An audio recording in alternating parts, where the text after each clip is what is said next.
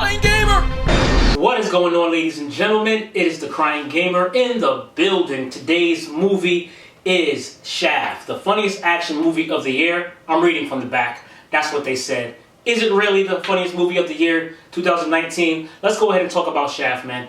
I enjoyed Shaft. You can't go wrong. Samuel Jackson, you can't go wrong with Samuel in the movie. You know you're going to get just wild dialogue, a lot of cursing, a lot of over-the-top, just dialogue. It's the thing that makes Samuel Jackson's movies is his dialogue, his demeanor, and the way he presents his lines.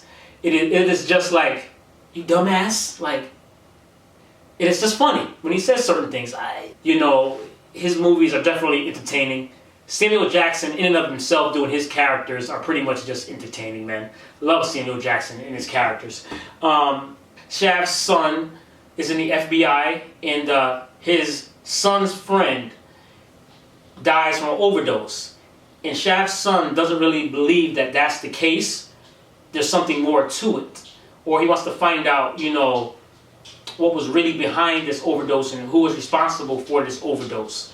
So his journeys takes him back into Brooklyn, where his father is, and he ends up having to seek the aid of his father because he's restricted by the bounds of the FBI. So he needs somebody that's just off the wire, off the chain, to go help him. So he kind of reenacts with his father. There's some animosity there because Shaft had to kind of leave his son or send his son away at a young age, and his son doesn't really understand why he did that, but Shaft had his reasons to do that. That was kept from him. Later on in the movie, you find, he tells his son why he had to do what he had to do, But anyways, he goes on a mission with him, his son, and then his Shaft's father to find the dealer who was responsible for the death or dealing this drug to his friend. And in the process, they come across an elaborate scheme of drug dealing with military soldiers and transporting, which that becomes actually bigger than them.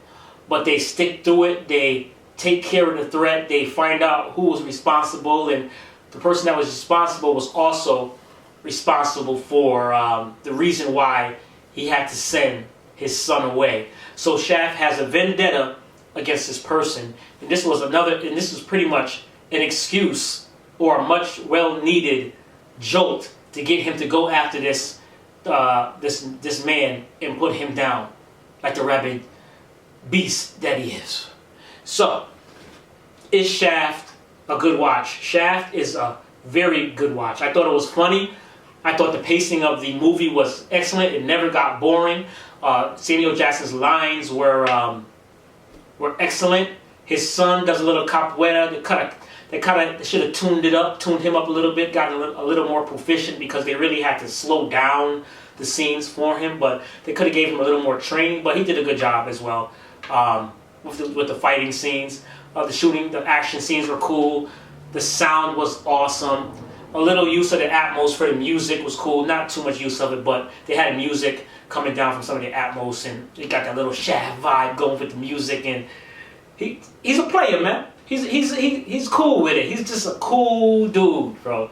Ain't no shucking and jiving in this one for Shaft, man. It's straight shooting and diving in this one, man. So I definitely recommend checking Shaft out, man. The picture quality was good. The sound was good. Really enjoyed the movie. So it's a good watch. Check it out if you want to, something to get away from the big blockbuster movies. You want to watch a little something different, something else, Can't go wrong with Shaft, Samuel Jackson. This kind of flew under the radar. Didn't really hear too much about it, but go check it out, man. I definitely give this Crying Gamer stamp of approval. I think you will enjoy a good action crime thriller. Peace and greetings from the Crying Gamer. I will see you on the next video. Peace.